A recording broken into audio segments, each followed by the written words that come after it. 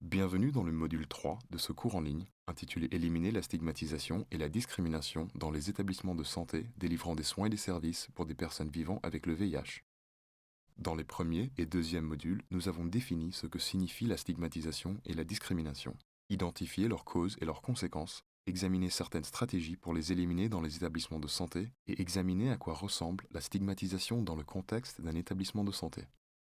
L'objectif de ce troisième module est de fournir des conseils pratiques aux administrateurs et gestionnaires de cliniques sur la façon de jauger la stigmatisation et la discrimination dans l'établissement de santé, et de concevoir, mettre en œuvre et suivre un code de conduite et un plan d'action pour lutter contre les pratiques de stigmatisation dans votre établissement. Dans la première section, nous examinerons comment la stigmatisation est vécue par les personnes vivant avec le VIH, les causes de la stigmatisation et plusieurs pistes pour y remédier. Malgré des progrès significatifs réalisés en près de 4 décennies, la stigmatisation liée au VIH persiste comme un défi majeur que les personnes vivant avec le VIH doivent relever. Les attitudes sociétales négatives à l'égard des personnes vivant avec le VIH constituent un obstacle à la réalisation des cibles 90-90-90 de l'ONU-SIDA d'ici 2020.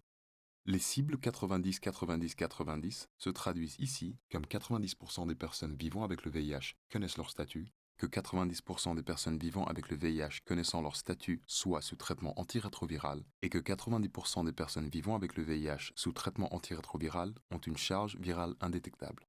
La suppression virale est le résultat d'un traitement anti-VIH réussi qui peut à la fois prévenir la progression de la maladie et la transmission du VIH par voie sexuelle. Au sein des systèmes de santé, la stigmatisation, ici définie sous la forme d'attitudes et de pratiques discriminatoires, reflète souvent de préjugés prévalents dans la population en général, décourageant ainsi les personnes vivant avec le VIH d'accéder et d'utiliser les services de soins qui leur sont accessibles, à commencer par le test de dépistage. La stigmatisation crée également un obstacle à l'observance et à la poursuite à long terme des soins, dont la conséquence finale est de mauvais résultats individuels et communautaires en matière de lutte contre le VIH. Les prochaines diapositives traitent l'évaluation de la stigmatisation dans les établissements de santé ainsi que dans les communautés, où les personnes vivant avec le VIH signalent de plus grandes stigmatisations externes. Les lignes directrices de l'IAPAC pour l'optimisation du continuum de soins du VIH recommandent que des stratégies soient mises en place pour surveiller et éliminer la stigmatisation et la discrimination fondée sur la race, l'origine ethnique, le sexe, l'âge, l'orientation sexuelle ou le comportement dans tous les contextes, mais en particulier dans les établissements de santé, en utilisant des outils standardisés et des approches fondées sur des données factuelles. Plusieurs outils pour mesurer la stigmatisation sont disponibles. L'index de la stigmatisation des personnes vivant avec le VIH est un outil qui mesure et détecte les tendances changeantes de la stigmatisation dont souffrent les personnes vivant avec le VIH. Conçu pour et par les personnes vivant avec le VIH, l'indice, qui en est maintenant à sa deuxième itération, vise à recueillir des informations importantes sur la façon dont la stigmatisation affecte l'accès aux soins, l'observance de traitement ainsi que leur qualité de vie. Les résultats fournissent un soutien inestimable pour le plaidoyer d'organisations luttant contre des pratiques stigmatisantes et discriminatoires. Les indices de stigmatisation ont été mis en œuvre dans plus de 100 pays au moins une fois, avec plus de 100 000 personnes vivant avec le VIH ayant été interrogées. Le questionnaire de l'indice de stigmatisation a été traduit en 54 langues.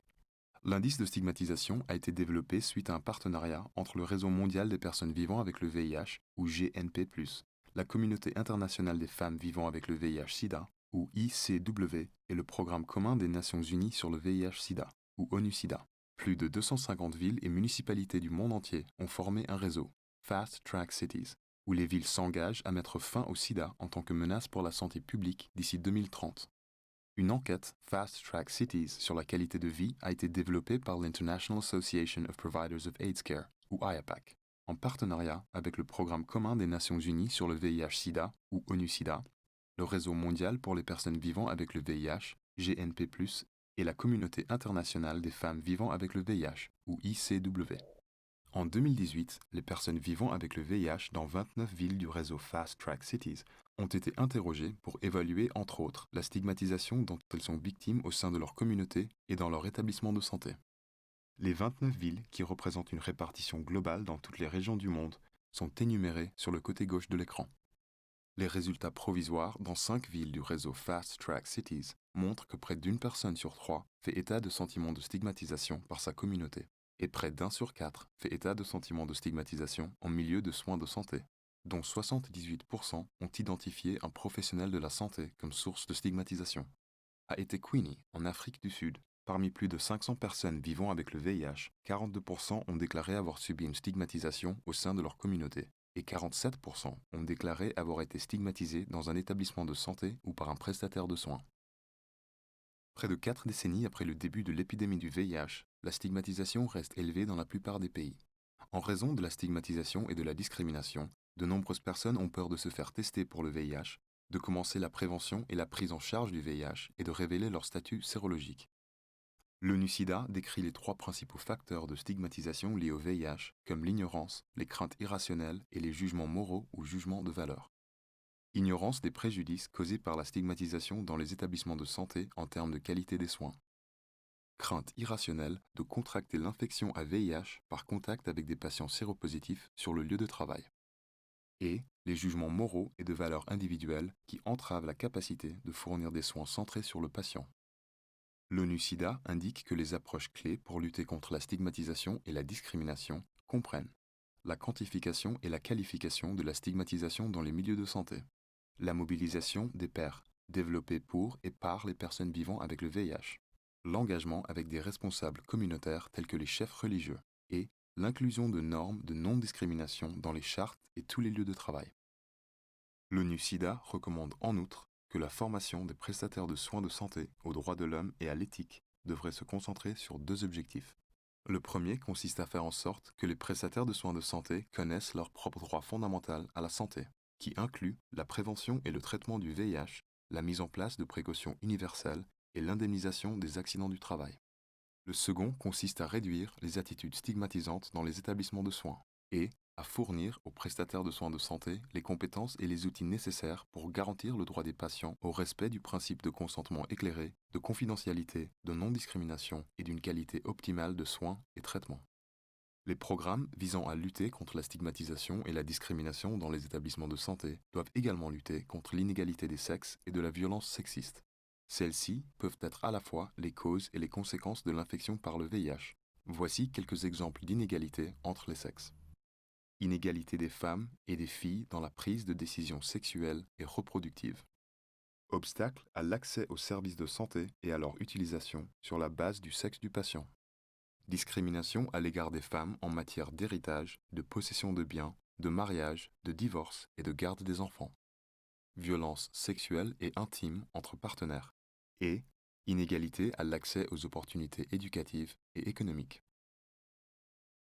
Bien que les questions telles que l'héritage et la possession de biens ne soient pas bien traitées dans le cadre des soins de santé, des programmes d'éducation sexuelle et de développement de compétences psychosociales adaptés à l'âge des patients peuvent être intégrés dans les soins holistiques pour réduire les inégalités des sexes et la violence sexiste. Il est également important d'aborder les préjugés sexistes, qui rendent les hommes et les garçons vulnérables à l'infection par le VIH. Dans cette section, nous examinerons ce que sont les établissements de santé sans stigmatisation et les stratégies clés pour que votre établissement atteigne ce statut. Nous nous concentrerons sur l'évaluation de votre établissement de santé et l'élaboration d'un code de conduite. Alors qu'est-ce qu'un centre de soins exempt de stigmatisation? C'est celui dans lequel les personnes vivant avec le VIH et d'autres populations clés sont traitées avec respect et compassion et reçoivent des soins optimaux. Les personnes vivant avec le VIH et les autres populations clés sont traitées de la même manière que toutes les autres populations se présentant dans l'établissement. Il existe des canaux de communication ouverts, sûrs et sans conséquences pour ceux qui les utilisent et qui divulgueraient à la direction de l'établissement les violations des droits de l'homme perpétrées dans l'établissement. Le personnel de l'établissement a accès à des précautions universelles pour se protéger de la transmission des maladies sur le lieu de travail. Et le personnel de santé se sent en confiance pour se faire tester pour le VIH, vivre avec le VIH et continuer à travailler dans l'établissement. Quelles sont les étapes pour rendre votre centre de soins exempt de stigmatisation? Premièrement, créez un groupe de travail sur la stigmatisation qui inclut des gestionnaires, du personnel de clinique, du personnel non clinique et des personnes vivant avec le VIH. Ce groupe sera responsable du développement et de la mise en œuvre d'activités adressant la stigmatisation dans l'établissement et du suivi continu des progrès qui permettent de corriger le cours des choses, changer de cap. Deuxièmement, évaluez votre établissement. Dans un instant, nous passerons en revue la liste de contrôle pour l'évaluation des établissements de santé, créée par l'AAPAC, qui peut être utilisée pour évaluer votre établissement et créer un plan d'action pour remédier aux omissions des politiques et des pratiques qui peuvent contribuer à la stigmatisation dans les établissements de santé. Troisièmement, Examinez périodiquement les politiques et les pratiques de votre établissement en compagnie du personnel et de personnes vivant avec le VIH pour comprendre ce qui fonctionne, ce qui ne fonctionne pas et où se trouvent les lacunes. Quatrièmement, obtenir des commentaires et l'assentiment des organisations communautaires locales qui représentent les populations clés visées. Ces populations étant ici définies comme les personnes fréquentant votre établissement, y compris les populations vivant avec et affectées par le VIH. Il est essentiel qu'elles soient impliquées dès le départ dans la conception et la mise en œuvre des mesures de réduction de la stigmatisation. Cinquièmement, élaborer et lancer un code de conduite des principes et comportements convenus dans des domaines tels que la confidentialité des patients, les droits des patients, le respect et la qualité des soins. Sixièmement, créer un plan d'action pour diffuser et mettre en œuvre le code de conduite. Enfin, surveiller les progrès en continu, discuter régulièrement des progrès, des défis et des solutions avec le personnel. Le point de départ pour évaluer le plan d'action pour l'élimination de la stigmatisation au sein de votre établissement de santé ou pour en élaborer un nouveau est la liste de contrôle pour les établissements de santé. L'IAPAC a élaboré une liste de contrôle au niveau des établissements, en consultation avec le Programme commun des Nations Unies sur le VIH-Sida, ou ONU-Sida, et le Réseau mondial des personnes vivant avec le VIH, ou GNP+. La liste de contrôle vise à déterminer si les composantes essentielles pour éliminer la stigmatisation et la discrimination sont en place dans un établissement de santé. Ces composants comprennent accès égal aux soins pour tous, protection de la confidentialité des informations du patient et de son statut VIH, protection des travailleurs de la santé ainsi que mesures de prévention des infections et formation des prestataires sur l'élimination de la stigmatisation et de la discrimination.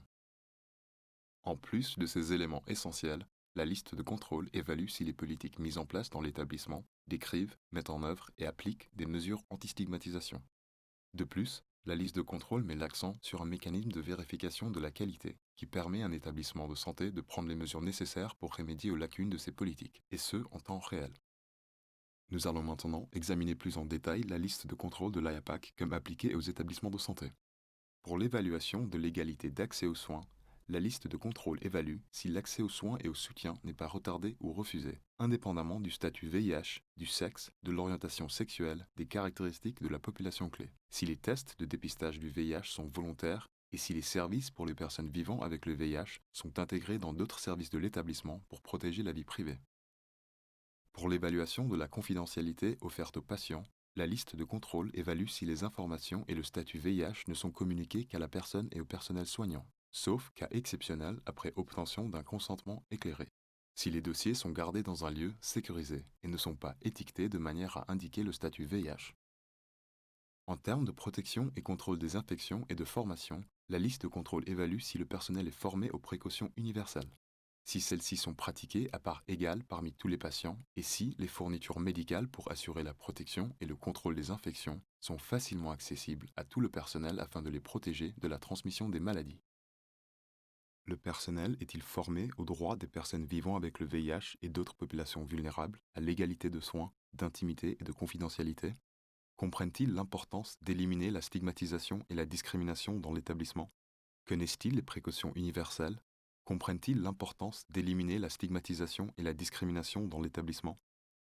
Des politiques explicites sont-elles en place concernant la stigmatisation et la discrimination, l'égalité d'accès aux soins, le dépistage volontaire, la confidentialité, la sécurité et le contrôle des infections? Enfin, pour l'assurance qualité, une équipe est-elle en place pour surveiller et s'assurer que tout le personnel respecte les politiques et procédures liées à l'égalité d'accès aux soins, aux tests volontaires, à la confidentialité, à la sécurité et au contrôle des infections? L'installation permet-elle aux gens d'enregistrer facilement leurs plaintes et existe-t-il des mécanismes officiels pour prévenir et traiter les violations des politiques et procédures? La Société internationale du sida, en partenariat avec l'IAPAC et d'autres institutions similaires, a élaboré un code de conduite pour les professionnels du VIH et de la santé. Son objectif est de renforcer les approches de la santé fondées sur les droits de l'homme et d'élargir l'accès aux services de prévention, de dépistage, de traitement, de soins et de soutien du VIH pour toutes les personnes vivant avec le VIH et affectées par celui-ci, en particulier les populations clés. Le code de conduite s'appuie sur les codes professionnels existants et fournit 9 principes directeurs. Connaissez vos responsabilités en matière de droits humains. Respectez la dignité. Soyez au courant des progrès scientifiques. Accès à la justice. Connaissez votre épidémie et connaissez votre réponse. Participation significative. Éducation.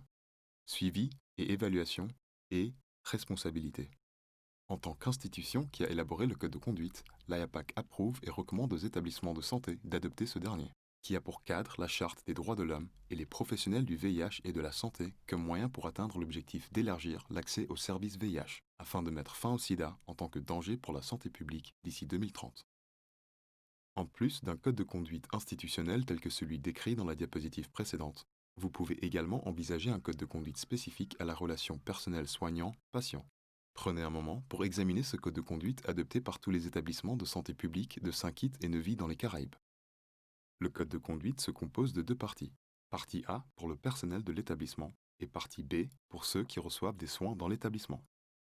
Dans la partie A, le personnel s'engage à éliminer la stigmatisation, à prévenir les violations des droits de l'homme, à protéger la vie privée, à communiquer efficacement, ce qui comprend demander le consentement éclairé du patient et à fournir les meilleurs soins possibles. La partie B du code de conduite demande à toutes les personnes qui se rendent à la clinique d'être compréhensifs et coopératifs, de respecter le personnel et les autres patients, de respecter leur vie privée et la confidentialité, de poser des questions, de participer activement à leur prise en charge sanitaire et de respecter les règles et politiques de l'établissement de santé. La prochaine étape consiste à diffuser le code de conduite. Envisagez d'afficher le code dans l'ensemble de l'établissement, de présenter et de discuter du code lors des réunions du personnel, d'annoncer le code sur les réseaux sociaux, de partager le code avec les groupes et les organisations communautaires, y compris ceux qui travaillent avec les populations clés, et de planifier un événement et/ou d'écrire un communiqué de presse pour présenter officiellement le code et inviter les membres de la communauté, le personnel et les médias à y assister. Nous allons maintenant voir comment développer un plan d'action pour faire en sorte que le code de conduite fasse partie de la vie quotidienne de ceux qui dispensent les soins et de ceux qui reçoivent ces soins, ce qui aura pour finalité de mieux soutenir l'établissement de santé dans son objectif de devenir une structure sans stigmatisation. Le code de conduite doit être lié à un plan d'action. Le plan d'action est le moyen par lequel le code s'intègre à la vie quotidienne de ceux qui dispensent des soins et de ceux qui en bénéficient. Parmi les éléments importants d'un plan d'action réussi, on peut citer l'intégration d'une formation sur l'élimination de la stigmatisation dans les programmes de formation existants pour le personnel. Cela peut sembler être du bon sens, mais en réalité, l'intégration d'une formation anti-stigmatisation dans les formations de routine du personnel est rare. Les administrateurs et les gestionnaires des installations doivent fournir des directives claires au personnel sur ce qui est acceptable et ce qui ne l'est pas, dans un nouvel environnement de travail régi par le code de conduite. Enfin, les gestionnaires des établissements doivent offrir des conseils aux superviseurs sur la manière de réagir à la fois au bon comportement et au comportement stigmatisant des membres du personnel. La liste de contrôle des établissements de santé mise en place par l'AIAPAC aide à identifier ce que nous devons faire pour lutter contre la stigmatisation et la discrimination dans les établissements de santé, dans les domaines prioritaires de l'égalité d'accès aux soins, de la confidentialité, de la formation, des politiques publiques sanitaires et de l'assurance qualité. Nous allons maintenant examiner comment mettre en œuvre ce qui doit être fait avec des recommandations pour chaque domaine prioritaire. Dans le domaine prioritaire qu'est l'égalité d'accès aux soins pour tous, l'AIAPAC recommande de former le personnel des établissements de santé aux besoins spécifiques des personnes vivant avec le VIH et à la manière de fournir des services et des informations appropriées. L'AIAPAC recommande également de proposer une formation et un soutien à tous les prestataires de santé afin qu'ils fournissent des soins et traitements appropriés qui répondent aux besoins des personnes vivant avec le VIH et de soutenir les efforts des organisations communautaires dans leur développement de messages et de matériel de prévention et de soins du VIH en cohérence avec l'environnement culturel et linguistique dans lequel ils sont implantés. Dans le domaine prioritaire qu'est le dépistage volontaire du VIH et l'aide psychologique agrégée, l'AIAPAC recommande de former le personnel des établissements de santé sur les procédures de dépistage du VIH conformément aux directives du Programme national de lutte contre le sida. Plus précisément, le dépistage du VIH doit être volontaire et sur la base d'un consentement éclairé et agrégé de conseils avant et après le test. Les travailleurs de la santé devraient éduquer les personnes nouvellement diagnostiquées séropositives sur les évaluations, les traitements et les avantages de l'observance et du suivi à long terme du traitement. Maintenant, en ce qui concerne la confidentialité, en matière de divulgation du statut VIH d'un patient à d'autres, le personnel de l'établissement doit être formé pour comprendre que la confidentialité doit être assurée et comment spécifiquement protéger la confidentialité du statut des personnes vivant avec le VIH. Les gestionnaires et administrateurs de l'établissement devraient également élaborer et diffuser des directives claires au personnel sur le stockage des dossiers des patients dans des zones sécurisées et inaccessibles de l'établissement afin de protéger la confidentialité des patients. En termes de droit des populations clés à une qualité de soins égale, les prestataires doivent être formés pour informer activement les gens de leurs droits et pour fournir à tous des soins de qualité contre le VIH sans stigmatisation ni discrimination. Les deux premiers modules de ce cours en ligne de l'IAPAC offrent aux professionnels de la santé un aperçu des effets délétères de la stigmatisation et de la discrimination sur les personnes vivant avec le VIH. Les établissements de santé devraient utiliser ces deux modules pour former leur personnel une ou deux fois par an, en priorisant la formation des nouvelles recrues. L'objectif devrait être que pas moins de 70% et idéalement 100% des professionnels de santé d'un établissement aient suivi la formation. Dans le domaine prioritaire qu'est la prévention du VIH et des autres maladies infectieuses, l'établissement devrait organiser des ateliers de formation sur le VIH et les autres maladies infectieuses. Tout le personnel de l'établissement doit être formé à la mise à l'approvisionnement d'une prophylaxie pré-exposition appropriée ou opportune, ou PrEP, et d'une prophylaxie post-exposition, ou PPE. De plus, les professionnels de santé devraient être formés à expliquer aux personnes vivant avec le VIH, qui suivent un traitement antirétroviral et qui ont atteint une suppression de la charge virale durable, du fait qu'ils ne sont pas en mesure de transmettre sexuellement le VIH tant qu'ils adhèrent à leurs médicaments et maintiennent la suppression virale. L'une des principales raisons pour lesquelles les travailleurs de la santé peuvent discriminer les personnes vivant avec le VIH est leur propre peur personnelle de contracter l'infection sur le lieu de travail. Par conséquent, la formation des agents de santé sur les précautions universelles à prendre dans la lutte contre les infections est également nécessaire. Il est important que les gestionnaires et administrateurs d'installations prennent les mesures suivantes. Assurez-vous que des informations sur les précautions universelles à prendre sont disponibles et affichées dans l'établissement, et organisez un cours de rappel sur les précautions standards. Encouragez les personnes vivant avec le VIH à parler à leurs prestataires de soins de santé de leur statut avant les procédures, pour s'assurer que toutes les précautions nécessaires soient prises. Enfin, formez le personnel aux procédures de sécurité et de contrôle des infections, et au matériel essentiel pour le contrôle et la gestion des infections, y compris la PPE. La promulgation de politiques facilitatrices sont essentielles à la mise en œuvre d'un plan d'action pour éliminer la stigmatisation et la discrimination dans les établissements de santé. Les domaines prioritaires que les établissements doivent avoir mis en place sont des politiques de soins, visibles à la fois par les prestataires de soins et les patients, un accès égal aux soins, des tests de qualité, le respect de la notion de consentement éclairé agrégé à une aide psychologique adéquate, le respect de la confidentialité, la mise en place de mesures de sécurité pour assurer le contrôle des infections. En outre, les établissements doivent avoir mis en place une politique sanitaire, visible à la fois par les professionnels de la santé et les patients, sur la manière de répondre aux plaintes des patients en ce qui concerne la stigmatisation et la discrimination qu'ils ont pu rencontrer au sein de l'établissement. Enfin, le personnel doit recevoir une formation continue sur les politiques de l'établissement, qu'elles soient nouvellement mises en place ou préexistantes. En termes de recommandations, les établissements doivent s'efforcer d'éliminer les obstacles juridiques et politiques qui encouragent la discrimination dans les établissements. Comme mentionné précédemment, il est essentiel que toutes les politiques sanitaires soient à la disposition de tous, personnel et patients confondus. Il est important de noter que les établissements doivent avoir mis en place une politique sanitaire ainsi qu'une formation sur le pilotage de l'environnement de travail, qui peuvent influencer la qualité des soins fournis par les prestataires de santé. Les politiques ne seront efficaces que si les patients sont au courant de la politique en matière de plaintes et savent comment leurs plaintes seront traitées. Enfin, il est recommandé d'organiser des ateliers de formation continue sur les politiques de l'établissement, qu'elles soient nouvellement mises en place ou préexistantes. Ensuite, nous examinerons l'assurance qualité. Une fois les politiques ratifiées, il est important que ces politiques soient mises en œuvre au sein de l'établissement, que des mesures prédéterminées soient en place en cas de violation de ces politiques, que des outils soient accessibles aux patients pour faire remonter leurs plaintes et que l'établissement s'engage à y répondre régulièrement. Les administrateurs et gestionnaires de l'établissement doivent s'assurer que l'équipe est en place pour surveiller et que tout le personnel respecte les politiques et procédures axées sur le parachèvement d'un environnement au sein de l'établissement exempt de discrimination.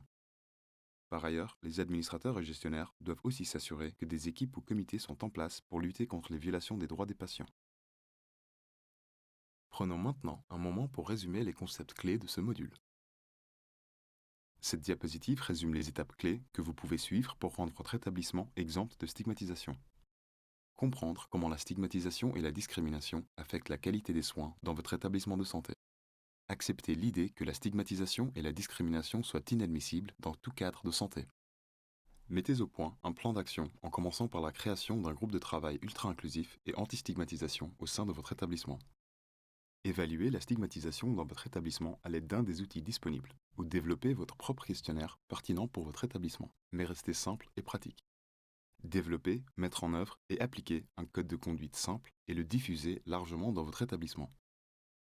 Former et perfectionner le personnel sur la façon dont la stigmatisation et la discrimination ont un impact négatif sur les soins que les gens reçoivent et comment éliminer la stigmatisation et la discrimination dans votre établissement. Et développer une culture anti-stigmatisation dans tous les aspects de la vie quotidienne de votre structure. L'IAPAC reconnaît la contribution de nos institutions partenaires à l'élaboration de ce cours en ligne. Nos remerciements au Programme commun des Nations Unies sur le VIH-Sida, à la Société internationale du Sida, IAS, au Réseau mondial des personnes vivant avec le VIH, GNP+, à l'Association of Nurses in AIDS Care et à l'International Treatment Preparedness Coalition. Nous reconnaissons également que le financement de ce projet a été rendu possible grâce au soutien du plan d'urgence du président américain pour la lutte contre le sida, ou PEPFAR, et de l'Agence américaine pour le développement international. Un examen approfondi des ressources existantes a été entrepris lors de l'élaboration de ce cours en ligne. Les ressources examinées et adaptées sont répertoriées ici. Merci d'avoir terminé le module 3. Vous pouvez maintenant quitter la présentation.